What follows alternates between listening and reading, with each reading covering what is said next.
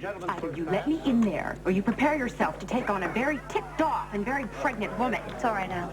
Miss Cabot, she says she's your sister. I know, I have a hard time believing it myself. I'll see her.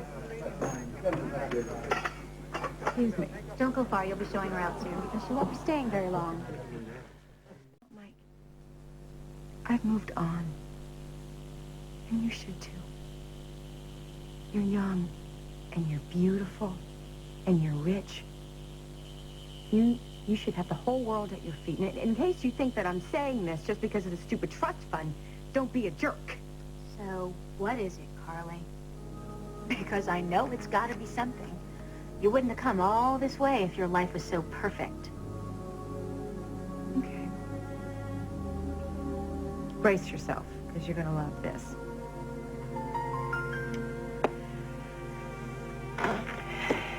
You're right. My life is not perfect.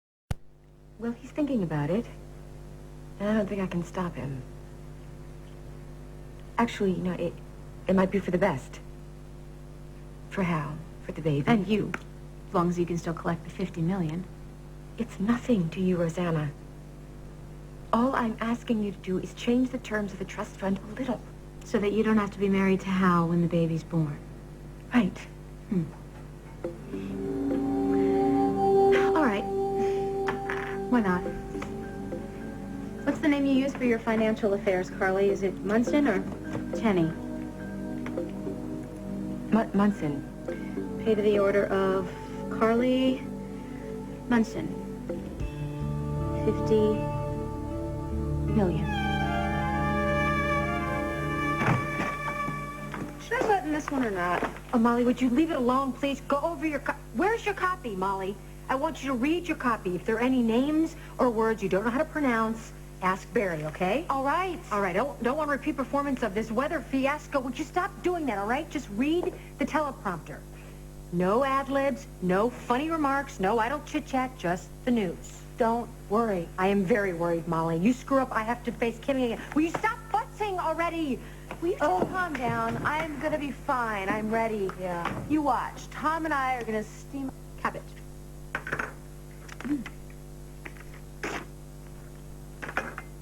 Thanks. What are you doing? Come on, Carly. Did you really think it was gonna be that easy? What? Did you really think that you could just waltz in here and give me some sob story about wanting to give a better life for your poor baby and I was gonna let you walk out of here with a big jackpot? You just said... Yeah, well, you know, I might have been pretty gullible when you first slithered into my life, sis. But I've learned a lot since then about life, and especially about you. Did you really think that you could con me again? I wasn't trying to con you. You know, it is so amazing. I can literally see the dollar signs just flashing in your eyes, Carly. You'd do anything for this, wouldn't you? You have. No. Rosanna, don't!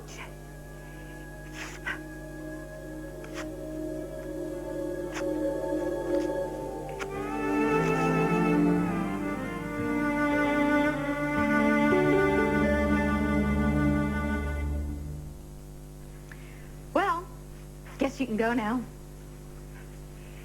You had no intention of giving me that money, did you? You just wanted to watch me beg. Is this... What about the trust fund, Rosanna? It's still there, Carly, all $50 million. But I'm not changing the rules of the game at this late date. You have to have the baby by the end of the year, and you still have to be married to the father, who I assume is Hal Munson. Even if you don't love him anymore, and even if he's onto you. Oh, God, you really hate me, don't you?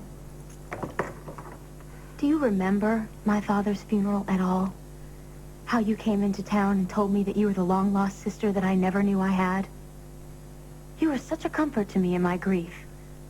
And it really meant something to you, too, Carly, to have a sister after such a long, miserable childhood. True, you just never believed it. Oh, I believed it. I believed it, Carly. I went on believing it. Even after you started sneaking around, stabbing me in the back, going after Mike. Even after you managed to get Mike into bed with you. You know the really crappy part about it, though, Carly, is that you never really loved Mike. You just wanted him. You just wanted him because he was mine. No, it's not true.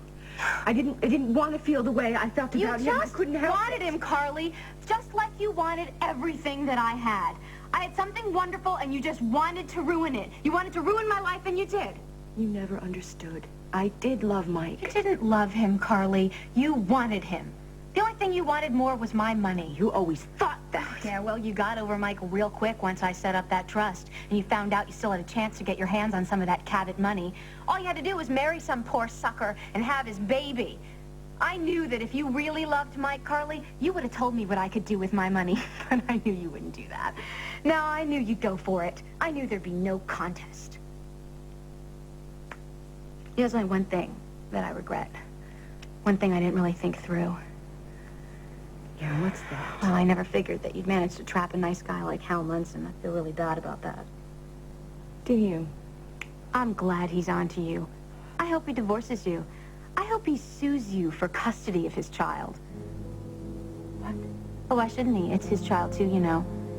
I'm going to offer to testify on his behalf. Rosanna, this is none of your business. Sure it is, Carly. I feel responsible for this poor, unwanted baby. You're talking about my child, and it is not unwanted. Why, Carly? It's no longer your ticket to the big payoff, not if Hal divorces you.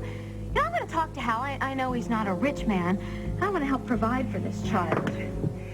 You stay away from Hal. Like you stayed away from Mike. You took him away from me, you cheap, lying tramp. I had something wonderful, and you wouldn't stop until you ruined it.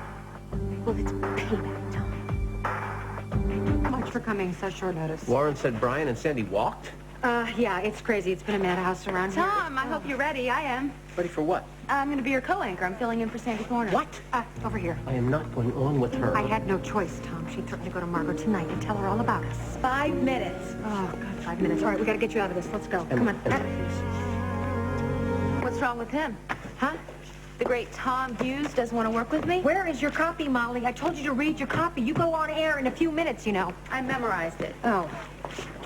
So, he doesn't want me to co-anchor, right? What do you think, Molly? He saw your weather report. Well, I hope you explain the situation to him. Because if you didn't, I'll be glad to. Listen to me. You stay away from him.